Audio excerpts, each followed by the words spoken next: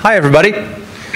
My name is Daniel M. Clark. I'm a podcaster at QAQN.com, and this is Affiliate Improv. We did this session in Las Vegas, had a great response, and I hope we can do it again with another great response. The way this is going to work, I'm going to be wandering around with a microphone. It's very audience participation. We're going to take an idea from the crowd. We're going to blow it up. We're going to take an idea, and we're going to go from idea to action list, basically. I'm joined by four very able folks here, starting with Wade Tonkin. I'm Wade Tonkin. I'm the affiliate manager at Fanatics.com. We're a big seller of licensed sports products, so anything with the sports logo online we sell. I've been doing affiliate marketing now going back to about '99, and love working with affiliates and helping them do stuff like this, or brainstorm things they can do to make money. My name is Andrew Bennett. I'm from benspark.com, and I'm also a podcasting co-host with Daniel on Geek Dads Weekly, part of the QAQN network. And on benspark.com, I do I take photographs every day, and I've done that for 6.5 straight years. So I'll be like the content guy on the Improv. I'm Jen Goode, and I'm an illustrator. I have a merchant facet to myself as well as an affiliate. My main affiliate site right now is projects for preschoolers. So I come from a lot of different angles. I'm Mike Buechele. I've been in the digital media industry for about 12 years, heavy on the tech ad serving side. I do a lot of media buy and lead gen. Been in the affiliate marketing space for, 5-6 years now maybe, and pretty much seen everything, so I'm here to help. Cool. We have a very diverse panel. We all come from different backgrounds, different areas. We all have different specialties, and so do you. So like I said, audience participation. I'm going to wander around, and we're going to start with, let's come up with an idea, a concept, a passion. Let's try to stay away from pitching your own product. We don't want to give people advice, and then it may not work, and then we get sued. So how about a passion? Anybody, a passion, a concept? Let's go over here. What's your name? My name is Justin, and I have a passion for beer. It's a good start. Beer is a good start. Sharon over here. I get a lot of exercise in this session. It helps when you're, stay in front of a computer for 10 hours a day. Get up and walk around every now and then. Hi, I'm Sharon, and I have a passion for travel. Travel, okay. Let's go. Not as exciting as beer. About traveling with beer. Yeah, I'll be there in a minute, I know. we'll get to that. Travel the world for beer. I like that one. My name's Eric, and I have a passion for Christmas lights. Oh, God. Nice. Yes. I just picture. He's not lying. He's not lying. He's got some great displays every year.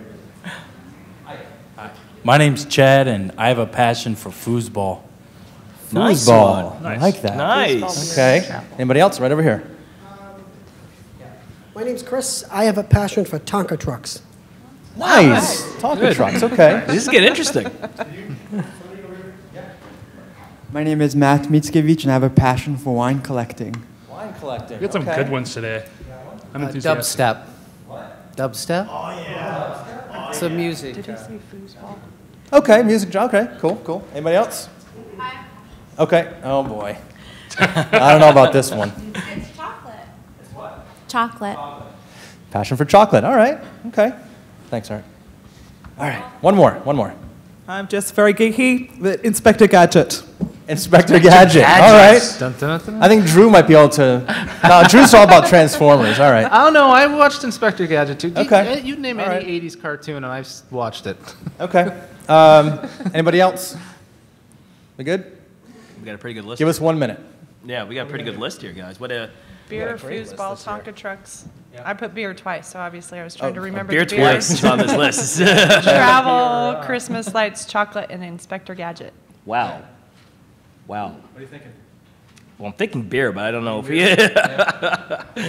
I say travel. Travel, yeah. Oh, it's a toss-up between Tonka trucks and Inspector Gadget for me. Okay. I can run with beer. I got to go with beer. Beer's I gotta go with beer. Okay, all right. We can do a couple. Okay. We could add a travel section to the beer. We could add a Tonka truck section. Yeah, absolutely. Sure. How do you combine? Yeah, I don't think we're adding Tonka trucks to beer. Don't they have dump trucks? You could drink it out. Drink it out. The cement mixer. Yeah. There you go. All right. Okay, let's start with you have a passion for beer. You want to create an affiliate website based around your passion for beer. Where do you start? Oh man, a domain would be good. Okay. So first of all, we got to do some domain research and try to come up with something, obviously, where you can, beer is going to be tough because, there's tons of sites out there about beer. So I'd probably be looking to have, what kind of aspect of, beer do we want to talk about? Do we want to talk about making it? Do we want to talk about drinking it? Do we want to talk about cooking with it? There's all kinds of ways we could go. Okay. Drew? Yeah, after the domain name, exactly. What aspect, as Wade said, are you going to go to microbreweries? Are you going to go out to different breweries? Are you going to say, you could always go out and interview people. I have a friend who has a huge passion for hot dogs. He spent the whole month of July going to different hot dog joints all over southern New England and interviewing the people who ran the hot dog joints. And he ties that into an affiliate site. So. Okay. Right. Jump back for a minute. Where do you go for domain name research? Oh, there's all kinds of possibilities. I'm like drawing a total blank. You can start with GoDaddy if you want to. Okay. There's also all kinds of domain name suggestion tools that you can work with. And I think also stepping back a little bit, decide whether you want to be regional about things. Do you want to have a focus on like your local microbrews or beers from your area, because you might have a better time coming up with a good domain and being able to get good good type-in traffic if you focus on an area. Remind me who suggested beer? Right. That guy. Okay, let's narrow it down a little bit. What about beer? I think maybe the brewing. Want to do okay brewing? Yeah, brewing. Brewing beer. Okay. Home brewing. The home brewing thing. Brewing. Yeah. Drew's got some experience with that, I believe. Yeah, I've done a little bit of that. All right. So home brewing, domain name research to begin with. You want blog? Yeah. Start with a blog? Yeah. Yeah? Content creation. Yeah, pull together a blog. There's different things you could do there. If you're going to be creating the beer, if you're going to be brewing the beer, film yourself doing the different steps. Film yourself going out and researching it, talking with brewers. You could even now with Google Plus, you can set up your own hangout of people who are interested in brewing, and start that hangout while you're brewing and get people in there talking with you.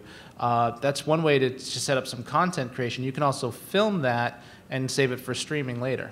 So. Yeah, I'd even talk to local bartenders just to get some ideas. Like if you have a brewery, a bar around there that has like microbrews, speak to them. Get a little information about it, because I know some microbrewers myself, and they love to talk about their beer. And I love drinking it. So they can help with blog posts on that. They'll give you like recipes. You can get a lot of content really quickly and just build that up. So yeah. And that's really the key when you have a passion for something, isn't it? I want to also mention, remember, we're talking about beer, but this can apply to anything. Anything you've got a passion about, what we're talking about can be applied to it. And passion is a big thing. And like you said, people love to talk about what they're passionate about. And that's where you can generate a lot of great content. Yeah, and you can start, if you get into a local brewing community, you can get into all kinds of discussions about that, because everybody knows everything about everything. Right. And so everybody's got an opinion, and everybody's willing to fire in on what's acceptable, what's not, what's good, what's bad, whether it's okay to start with a kit, whether it's, so there's all kinds of directions you can go with that. Yeah, and you talked about going and talking with local micros. It's a win-win for them as well, because they're going to be getting some notoriety. You can get some pub out of the fact that you mentioned them. So it gives them a chance to sell some stuff too. Well, and when you're thinking about content, don't assume content is just your written content. Your content can be the images you take. There's a lot of sites that their main focus is the photos they use, and then they're using their SEO is based on the captions. Definitely. Or videos. That can be your content. You can cross-reference your content depending on what media you're using, and it's a really good idea to kind of mix them up. Right. Yeah, if I could just add to something that Daniel brought up. Now, we're talking specifically about, one product here, about beer, but this can be across, any idea to take it from just the idea up. I mean, just to give you another example, one of my passions is, I'm a comic book geek. And I have a site with a buddy of mine, and we pretty much, spoke to fans. We expanded. We're speaking to actual authors. One of the guys who writes one of the Batman comics came on our blog. I mean, just speaking about it more and more, and people love to talk about, the niche that you're in. You can seeking out authorities in the niche can be tremendously beneficial. You had a guy that wrote Batman on your blog. Yeah. And that's, for your blog, that's absolutely perfect, right? You can also do user-based content, where absolutely. your users actually submit. Mm-hmm. Yeah, submit their recipes or submit techniques and stuff like that. Right. And you were mentioning, getting authorities, to post. And there's a couple things. Number one, lend some authority to your site because you're talking to this guy. Right. The other thing it's going to do is if they go out and tweet about being there or they post about being there, it's going to get you a traffic driver right off the bat. How do you get the authorities? How do you put yourself in front of the authorities? like the good kind of authorities, not like the cops or something. Right. No, I got them on Twitter. I mean, for the example that I gave. So I would search for, breweries, or in this example, breweries or microbrewers on Twitter, now Google+. You can find them, like Drew mentioned, the Google Circles, the groups you can make.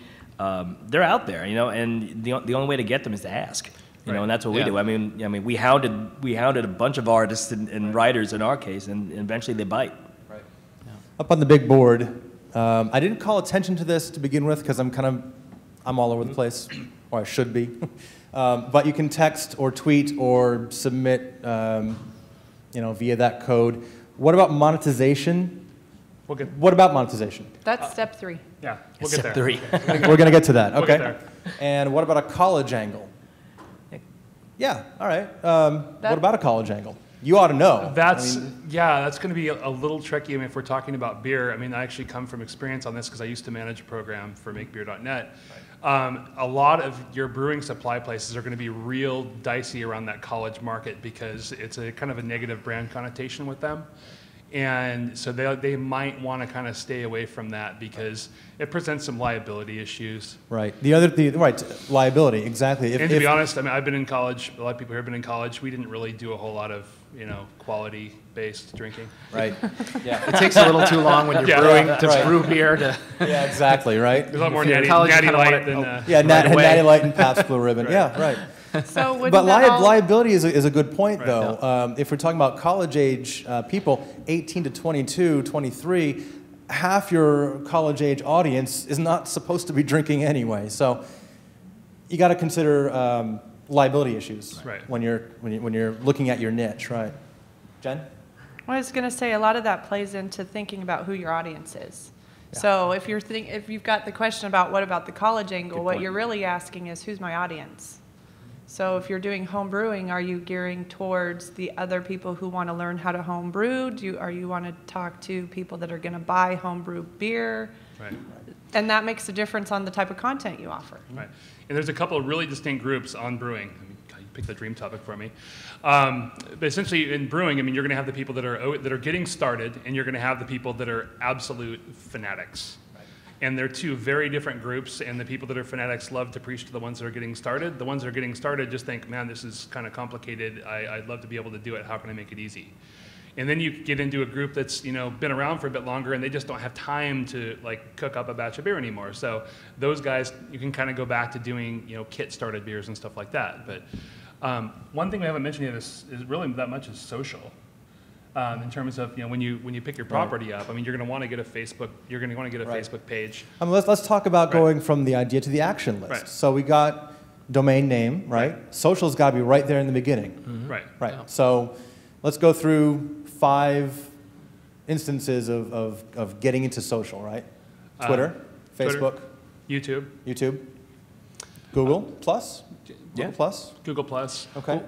Yeah, Google Plus, but that's still personal, not business, because isn't Google quashing all the business ones? That's true, but if you search on Google Plus for people who are interested in beer, Right, you you make can personal create- connections, and Right. then Right. you bring them into your business later on. Right. You can pull into a topic of beer. Absolutely. I think when you're thinking about social and the overall, you got to think branding and a cohesive brand across those networks. So the name's got to match. Logo creation, things like that. Just keeping that branding consistent. That's gonna go a long way. Okay.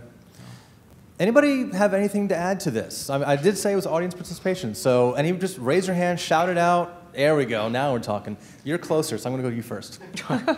With getting the authoritative people, I have a Broadway website, and one of the things that I did, Betty Buckley tweets it out. Seth Rudetsky, who has a show on Sirius XM, tweets some of my posts out every once in a while, and a bunch of others. And the way that I got them was I looked at the charities they're involved with. A lot of celebrities do their charities. So if you find out they're going to be at something, instead of doing it, talk about the charity, why it's good, and then you can also mention that these are some of the guests or the hosts of the charity event. Then, as their names get picked up, most of them do have Google Alerts and they see the post. And you follow them on Twitter inside your actual post with them. You put their Twitter thing, it reminds them. Somehow it sparks it in their head to, hey, tweet this out now that they're following us.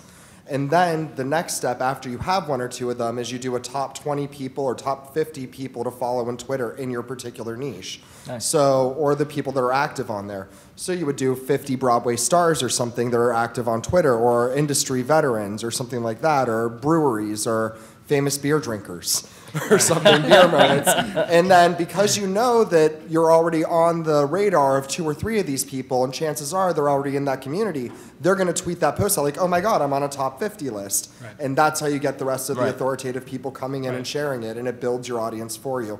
Then when the celebrities are there, other people come. Right.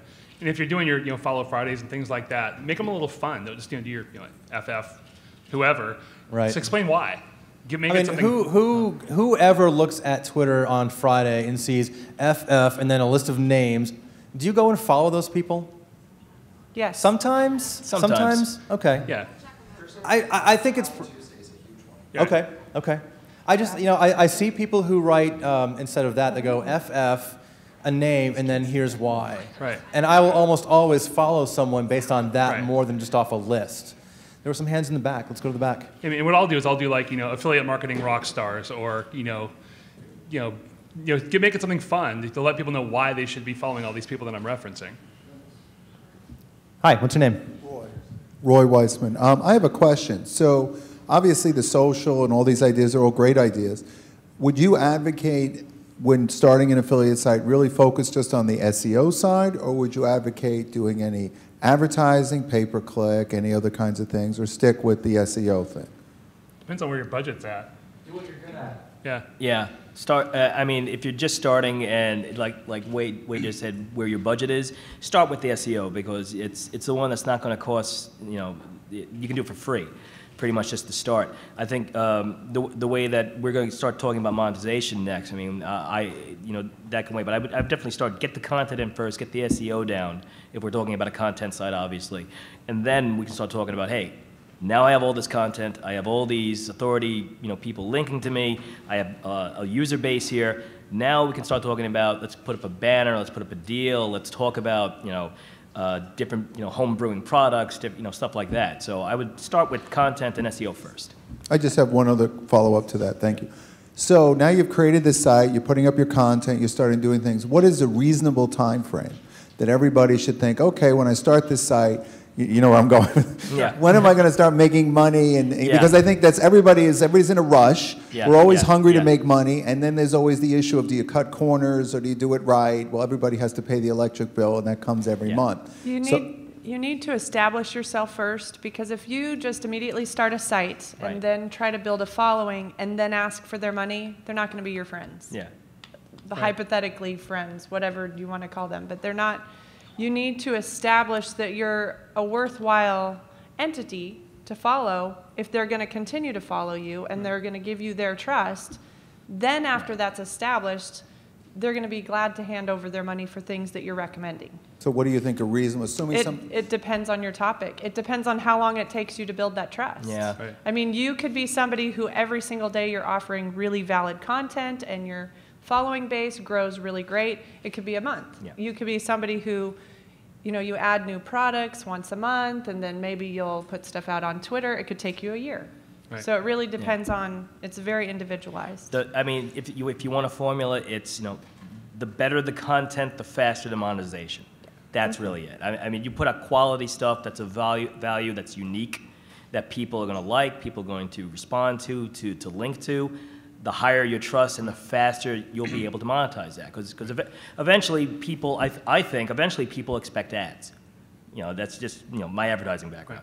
So they're not going to, if you're brand new, if you don't have the content, if it's rehashed stuff, and you just throw ads there, I mean, that's crap. There's no value for them. Yeah, I mean, I have kind of tough love sessions with a lot of affiliates that sign up for my program, where they'll apply. I'll take a look at their site, and I'll come back to them and say, hey, I'm going to explain why I'm not ready to work with you right now. And most of it starts from you've really got no content, and they say, well, why do I need that? And it's like, well, number one, if you don't have content, you're not getting traffic. Number two, if you don't have content, you're not building trust with your audience, and if you don't build trust with your audience, they're not going to click on a link or take your recommendation because you're just some guy throwing up a bunch of ads. And so it's going to be something that's going to take some time. I mean, I'm thinking, you could start making money within a month, but you got to be pretty consistent about, making sure you're blogging every day and putting some stuff out there and starting to get noticed. But I mean, it's nothing in affiliate marketing short of using paid search is a sprint. Okay, thank you very much. Yeah. Thank you.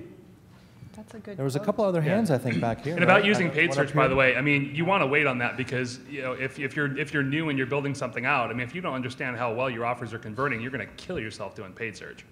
Oh, yeah. Well, some people do right. Just to get an initial right. sense of it. Okay. What's your name? Chris, on your domain selection, when you pick your domain name, do you want to pick, does it matter, .org, .net, .edu, .com? .com. Do you want to be funny? Do you want to have the keywords in there? I mean, what do you guys kind of go after when you pick? Keywords, yes. Funny, sure. It depends on what your angle is. Both. Yeah. Both. Yeah. I mean, are you looking for, if you want to do serious keyword research, you want to do like a direct match kind of thing, just find out exactly, or is this, New York micro homebrewing.com, so that's pretty targeted right there. You consider too, humans versus search engines. You can be very memorable and not stuff your URL with keywords, or you can stuff with keywords and not be too memorable, but ideally both, right? Yeah. I'm really big on branding, so I think it depends on what type of site are you building. Are you building a site that wraps around a brand or a topic? If it's a topic, you'd probably want a keyword in your domain. As long as it's not crazy, it's got to be catchy.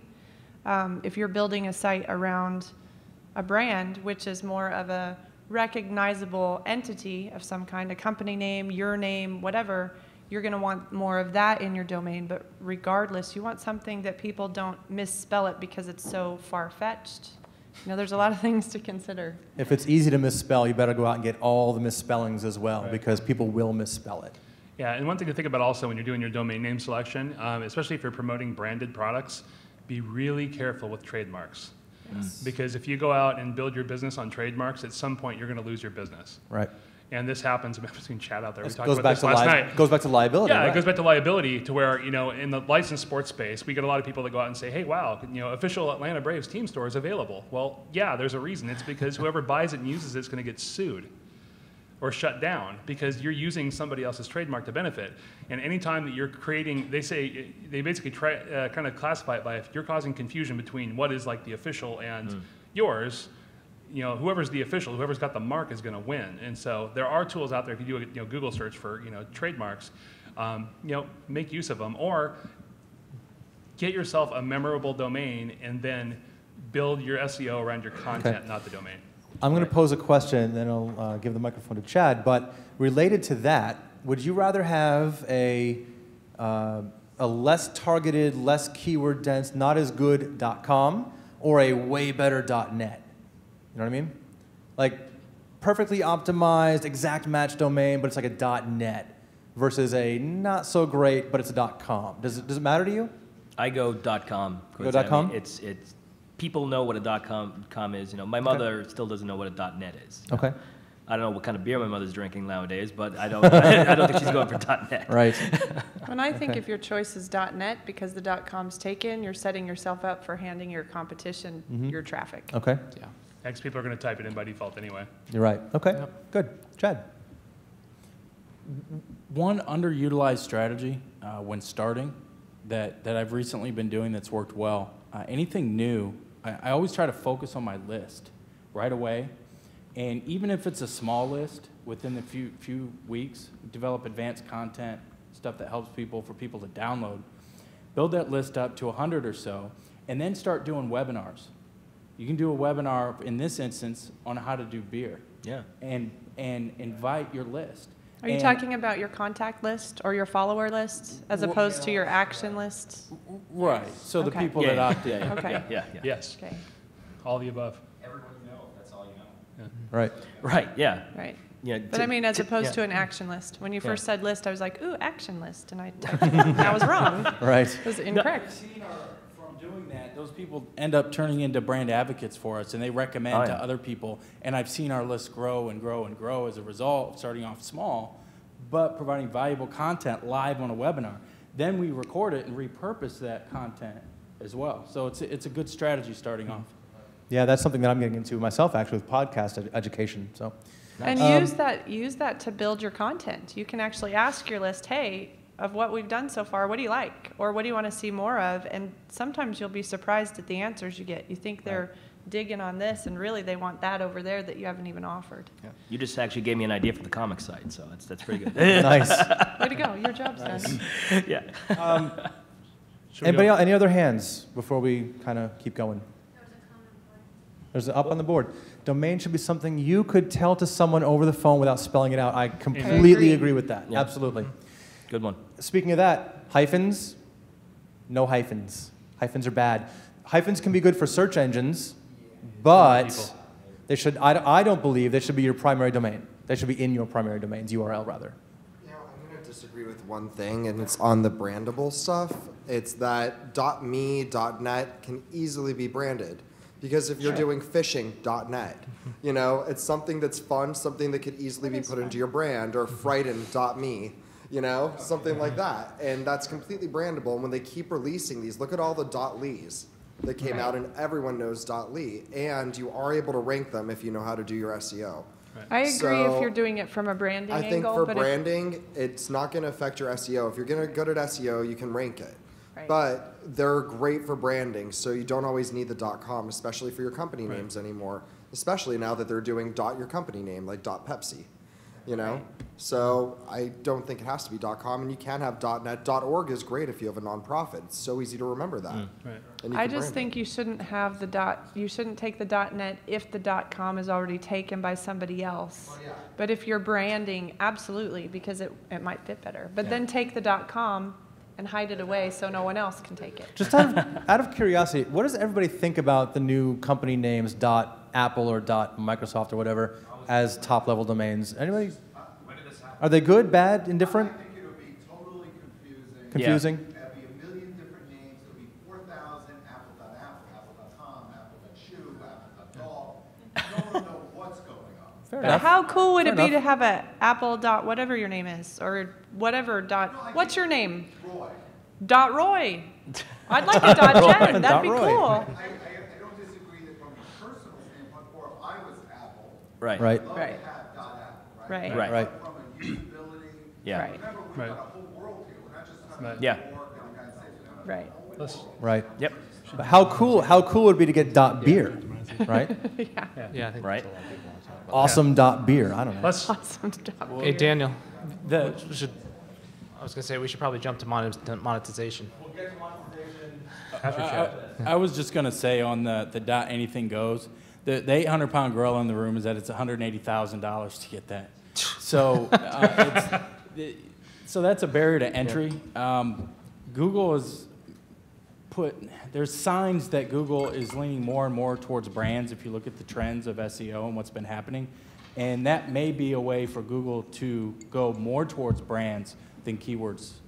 Right. And that may or may not happen, but we'll see. Cool. Yeah, let's get into monetization. I know we're about halfway through, and that is the the big question, isn't it? So Where we do you, got plenty you've of got a- content now. So Sorry? I'm just saying, we got plenty of content now. We Yep. have A list. links. Yeah, we have a list. We have links from authorities. We have a You got social domain name, presence. social, Yep. blog. We have traffic. Traffic. We have trust now. Trust.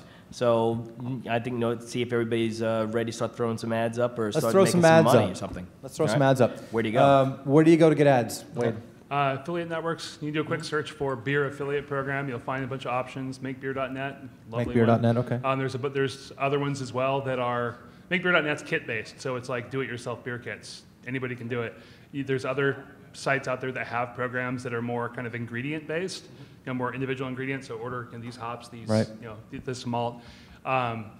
There are definitely a few offers out there that you could do on that, or in your networks. Now, going with a passion for beer, or a passion for surfing, or I'm talking about maybe, that's not a good example, specific products, a passion for Tonka trucks or something like that.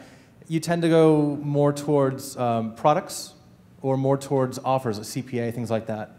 Do you stick with products, advertisements for products? Well, for Penguins, for the kits, obviously. Right. But I think you can.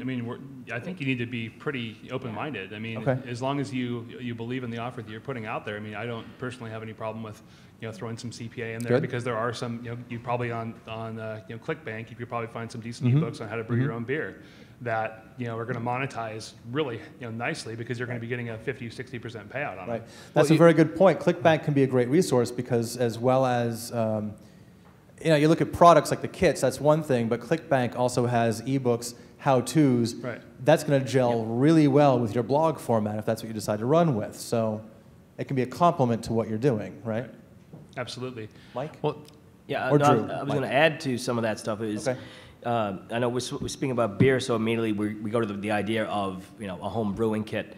But what you could do is use a keyword search tool and put in beer just to get lots of different other ideas that go with it, because you can get results like beer mugs.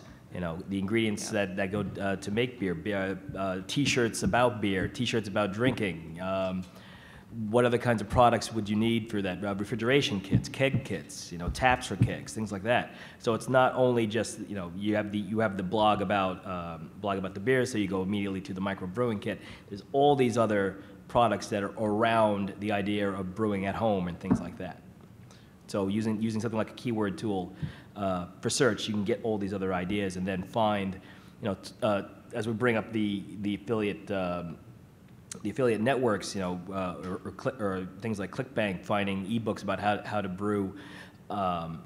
There's beer making kits, and just find out from the networks what products they could have available that are around your topic. So you're not just on one product. You could be, but I think that's a little limited as far as what you're doing, no matter what niche you're in. But there could be hundreds of products that I've been thinking of. I'm not good with keyword searches, but pen and paper and brainstorming about things that are around the culture of beer. So I was going to say pretty much like what you were saying, as far as things that are associated products and such. We'll get to that. Things that are connected to that beer culture. So if you could explore different. If somebody set up like a man cave, they have their own kegerator or something like that. There's beer culture there. Yeah, exactly. And don't get yourself too hyper niched. There's all kinds. Think about the demographic of the person who's brewing beer. They're usually going to be, 35 to 55 male. They're going to have a little bit of money. Depending on what kind of brewing stuff they're into, they might be a higher income group.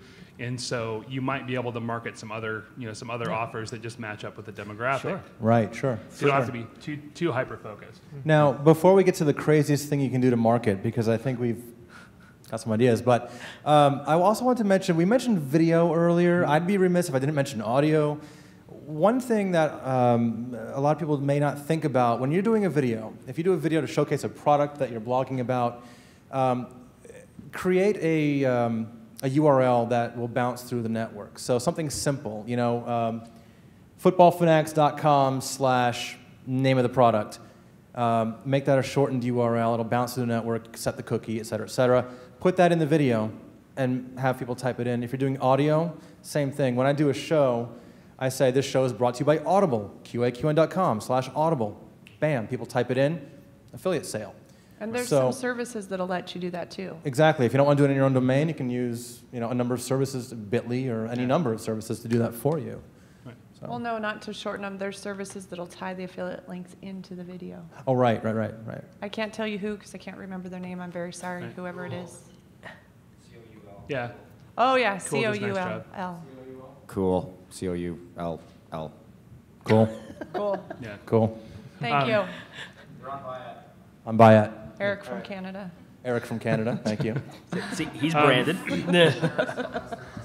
Right. Yeah, ShareSale does it. ShareSale has one too, that's right. The, Awesome. What do they call them? License plate links, I think they call them? Sure. Yeah. Google Affiliate Network just sent me an email that they have a partnership with Goode as well. Yeah. Okay, cool. Wow. They're just announcing it. Oops. Cool. Google just sent an email out saying that they are now partnering with Cool as well. So, don't know if it's public, but they sent an email. So It's public Cool. now. Public now. Cool. Yeah.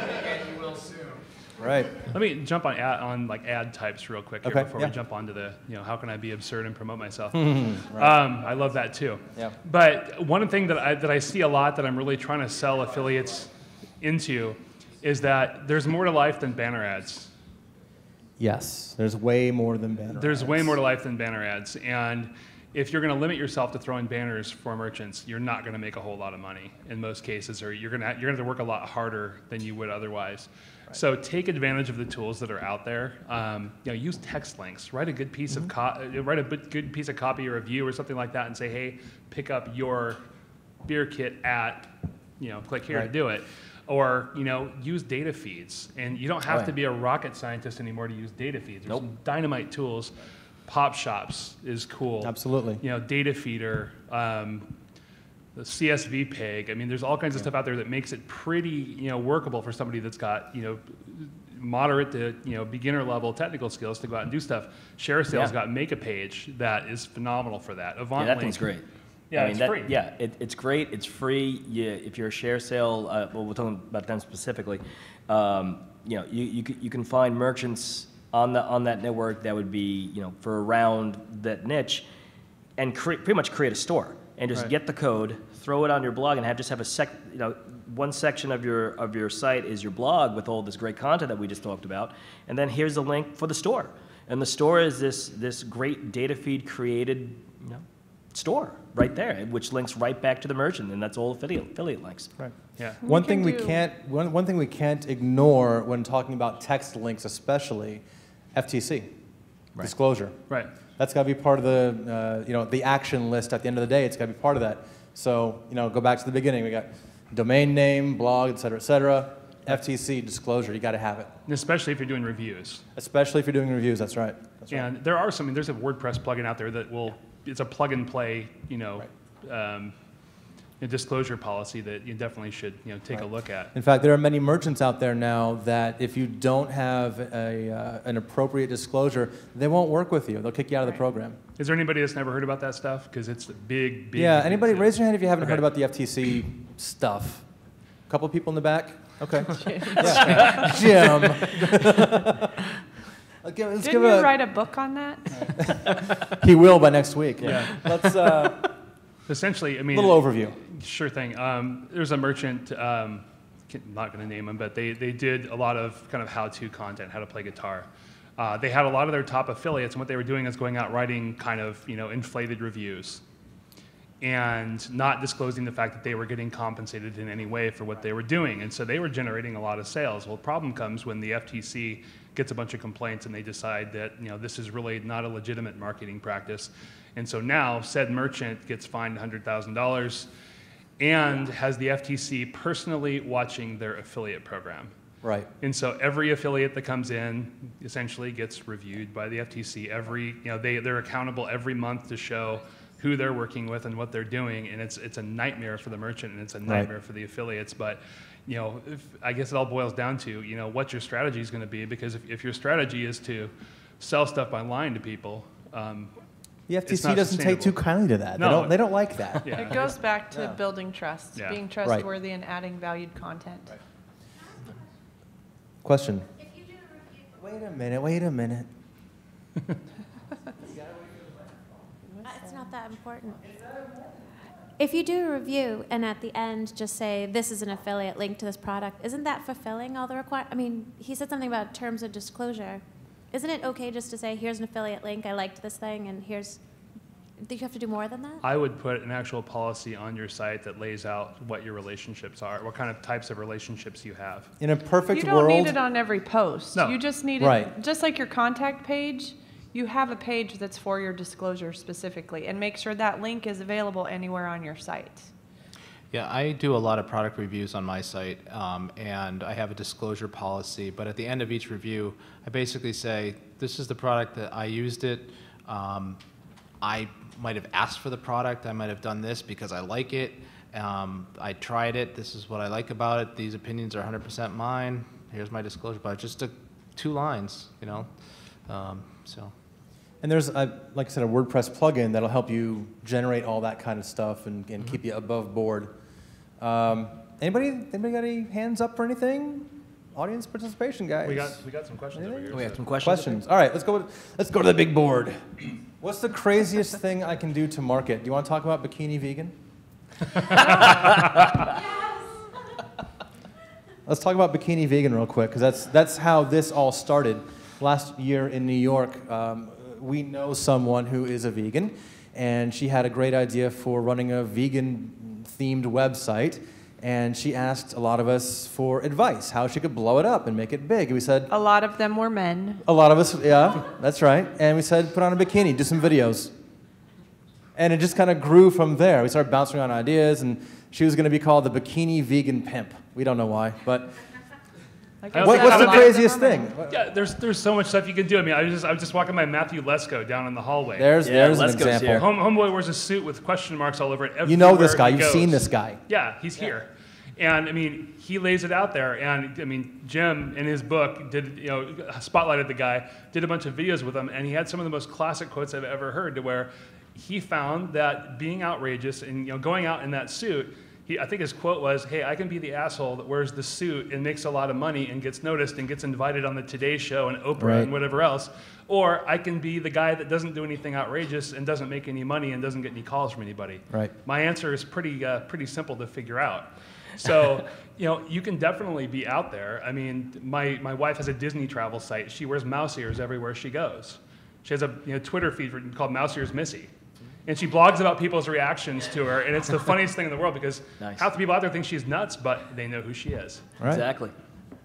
So it's probably the answer is you can be as crazy as your audience will tolerate. Right.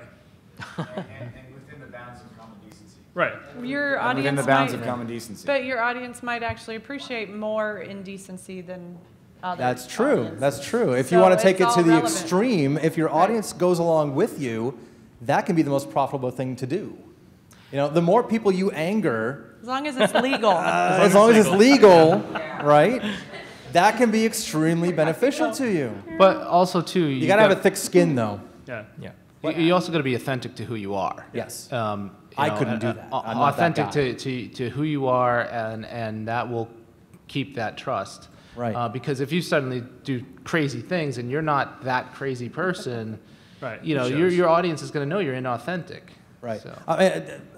People in this room, some of you know me, you guys all know me. You know I'm not the guy to go jumping off a bridge and shouting curse words at everybody and being generally outrageous. If I tried that, I'd fail. We'd lock you up. It's just not me. It's got to be who you are. Yeah. Take away my hat. Nice. Well, fine. I don't have to. Well, don't forget, I did jump out of the plane at Affiliate Summit, and they put it on their homepage. Anyways, don't forget about your local events. What I do every year is in Washington, D.C., we have the drag races, where they round up about 500 drag queens and run them through the streets. Nice. And it's a huge event. We get over 100,000 people watching it. Fox 5 shows up and all the other stations. So as a cheap way to get exposure, I sponsor drag queens. And what I did was I brought them tiaras and a sash, and the sash had my URLs on them. And so I was like, I got them really drunk, and I was like, you go dance in front of those cameras. And guess what? I got a ton of exposure and on the news.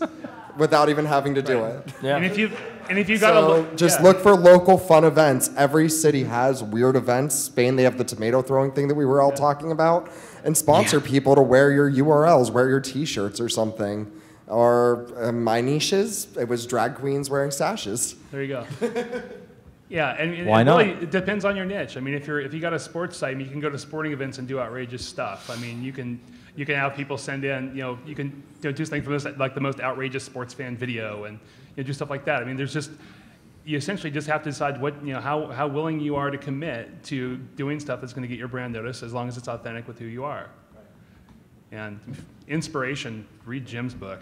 I mean, Oh, yeah, totally. There's like case studies of just all these people who have decided to make some kind of leap to commit to an idea, and they got noticed one way or the other. Yeah, absolutely. Jim Kukral, Attention, This Book Will Make You Money. If you haven't read it yet, it's a good read. You can pay me after the session. Yeah. Thanks. 15 minutes. Full disclosure, exactly.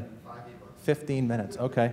What is the fastest way, showcase products, blog about products, review products, or what? Depends on All your of All it. the above. All of it.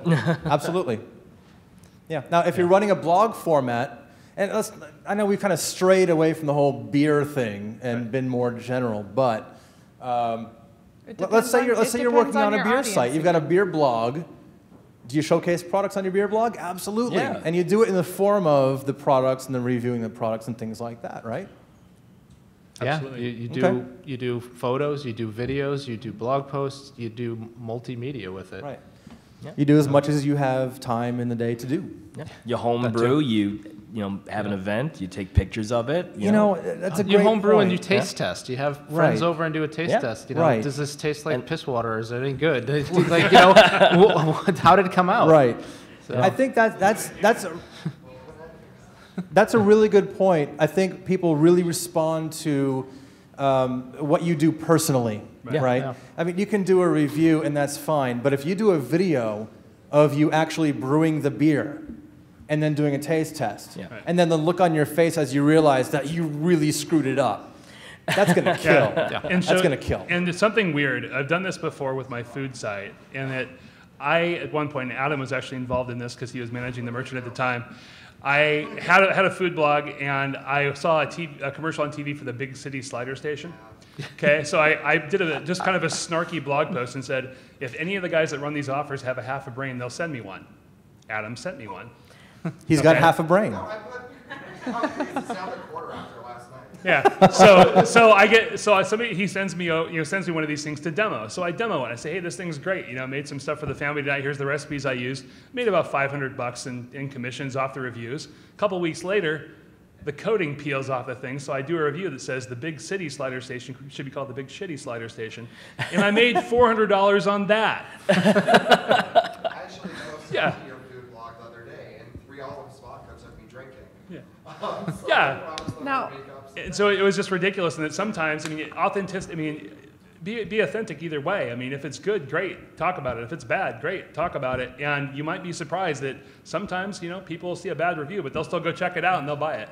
How often do you read a bad review and you go, that's probably an anomaly, I'm going to give it a shot anyway? Yeah. Right? You're trying to prove them wrong. They can't, you're going to try to prove them wrong. I can brew that beer better than him, right? Now, I have a comment relating to that question on which one do you do. If you're just starting a site, do not do all of them at once. Do one, so decide which one your audience might like best. If you want to do product reviews, don't try to do everything else until you get a couple under your belt and then add to it, because you don't want to set yourself up for, oh my God, I just signed myself up for way too much work. I can't do all of it, because your audience will see that. So start out smaller and add upon it. I got a hand back here. You wanted to add one quick thing? So everyone keeps talking about showing the video of doing the beer, but you keep forgetting there's a lot more to it. You have the recipe, you have the ways to tweak the recipe so they can have 5 different versions, and you're doing video and sound, but you're not remembering to transcribe it for deaf and blind people. That's a huge important thing, because they are a market out there. Nobody caters to them. So if you cater to them, they're going to love you. Well, and then you ask your audience to re-comment or post on their variations of that same recipe, so you're getting the interaction. Right. It's a good point. Justin. All right. So if, say hypothetically, you have a site where it's almost like a Pepsi challenge in terms of you have the actual recipe, you have a cloned recipe, you have a video or something of somebody bandanaed up, can't see anything, and you try and taste it and you ask them which one's the real one. What sort of legal trouble could you get in? Could you get in legal trouble? What sort of stuff would you have to dance around? That would be a question for your lawyer. Yeah, I don't know if I should answer that. Yeah. You have to be careful with brands. I mean, if brands think you're slandering them, I mean, the thing to remember is like if you're going to talk to big brands have lawyers. Big brands have lots of lawyers. They enjoy suing people because lawyers get paid when they sue people. And it's just, I guess it's a matter of whether you're being authentic or whether you're going over the top to try to really, really hammer them to make a point. I mean, or to run them down. And if it's malicious, I mean, you're going to probably run into some problems. Especially if it's lying. I mean, just check your slander and libel laws. Right. It's 10 minutes to the hour. Let's bust through a couple of these. What's the fastest way to start making money as an affiliate? That's pretty general. I mean, it is. It is. Off the top of your head, anything? Do something. Do something. Okay. All right. I mean, if you're just sitting here with no site and not getting involved, you're not making money. Right. And the rest is long term. I think everything that we've been speaking about for the last hour has been very content driven. Just there's not a lot of money. It doesn't take a lot of money to start a WordPress blog and just build up your content and throw an ad on there. We're not talking about media buys at all, but I do media buys. But you kind of need money to start that to begin with. So, but affiliate marketing isn't necessarily an overnight success. It's not a type sprint. Of get rich. It's a long-term commitment. Yeah, long-ish term commitment, right? Start, try, fail a lot, and keep trying. That's right. So. Okay. How do I know what to charge for reviews? Seems low-price stuff just isn't worth it. Yeah, is the person who wrote that willing to raise a hand? Because I got kind of a question about that. I know people that actually charge for reviews. Yeah. I don't know what they charge, but they treat it as any other media. So they sell ad space on their site, and they'll sell content. They're content writers for hire, basically. So they treat it as any other content writing job. What that rate is depends on what your rates are. And some bloggers who do reviews and charge for reviews have a media kit that you can actually take a look through and see what they charge and get an idea, see what people are comparable in your niche, and look at what your audience is and how much it'd be worth to you. And one of the things, a lot of it's going to depend on what kind of traffic you have to your site and what kind of notoriety you have within your space. I mean, if you've been doing this for a while and you've got some authority, obviously you're going to be able to charge more than if you were just getting started. So yeah, you need the traffic. If you're thinking that you're going to come out of the box and you're going to put up a site and you're going to be charging for reviews and charging for ad placements tomorrow, you're probably not going to have a whole lot of interest. You got to build the credibility with the people that are going to advertise with you just as much as you need the credibility for your audience to read it. So yeah, build yourself a media kit, work at it for a few months, build yourself up a kit saying how much traffic I get, how much time do they spend on my site, how much do they come back, and make your case. We didn't talk about sponsorships at all, but I mean, if you can get sponsorships, I mean, once you've established yourself in a space, there's nothing saying that you can't, mix that in with your affiliate stuff. And if somebody wants to pay you, $500 a month to have, they're out on your site or to be in your podcast, if you can get it, great. More power to you. Right, absolutely. Can I really make money starting out with CPA type stuff? Really? I don't know. I don't do it. Yeah. Yeah, I mean, sure. I mean, it's possible. I do a lot of that. I don't know why not. I mean, yeah, it's doable. Simple answers, yeah. Sure. I mean, yeah, it's pretty general. How do I make money as an affiliate with podcasting? Somebody I know, somebody had to. If you hire Daniel, he will tell you. you. If you hire me, I'll tell you.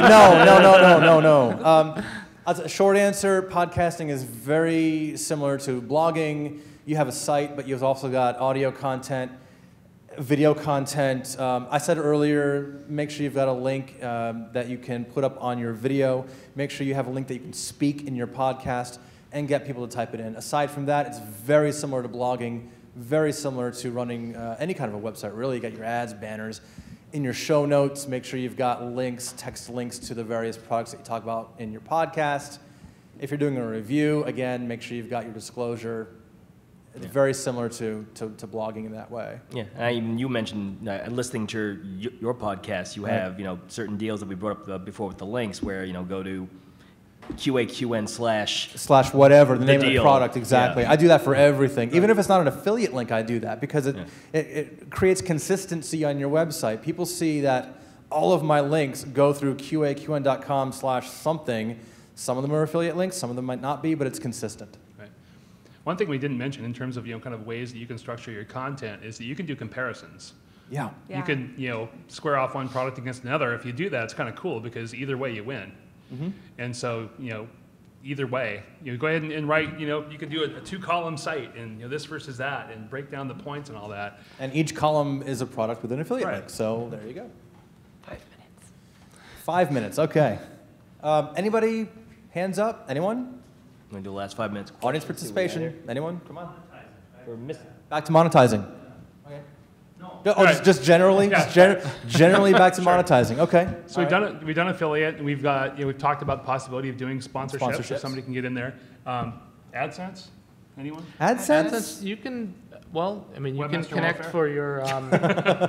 If you Okay, get why- videos that are, you can do shared revenue on YouTube for your videos. If you make Very good point. videos. Yes. So- YouTube. What do they call them? YouTube partners, right? There's partners, yeah, and there's like revenue share. Okay. Yeah. Why not AdSense?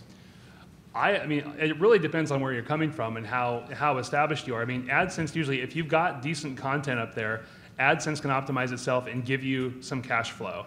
It's a good tool to use when your site is new to determine how well you're SEOing your pages because since it is content based, if it starts throwing in wonky ads, either you've got such a niche that there's no ads to accompany it, or you're not putting your content in right, and that's a good indicator to fix your page. I think at Blog World a couple of years ago, they referred to it as webmaster welfare, where it'll Right, I've heard that before. It'll bring something in. I mean, it might not be everything that you want if you were to optimize it. Webmaster welfare. All right, last one, and we're out of time. Eric. Just with regards to AdSense, if you see the same advertiser on your site all the time, they're making money. Replace the AdSense ad with their direct ad through an affiliate network, and you'll make more money that way. Yeah. Good Really idea. good point. That's There's clever. your money tip to end things up. Really Round good of point, applause Eric. for that one. Nice.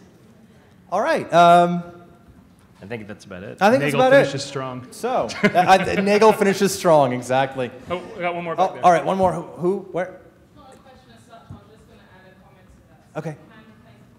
That's okay, here. So just going to add a comment to that you can replace it, but also block it in AdSense, block the domain. Right. Oh, sure. Very good point. I want to thank everyone for coming. My name, again, Daniel M. Clark, QAQN.com. With me, Wade Tonkin, footballfanatics.com, Drew Bennett, BenSpark.com, Jen Goode. Whatever you want. She's got like 8 million domains. Projectsforpreschoolers.com. Projectsforpreschoolers.com, Mike Buechele, Adalytical. So thank you all for coming. We'll be up here for questions. Thank you. Have a great summit.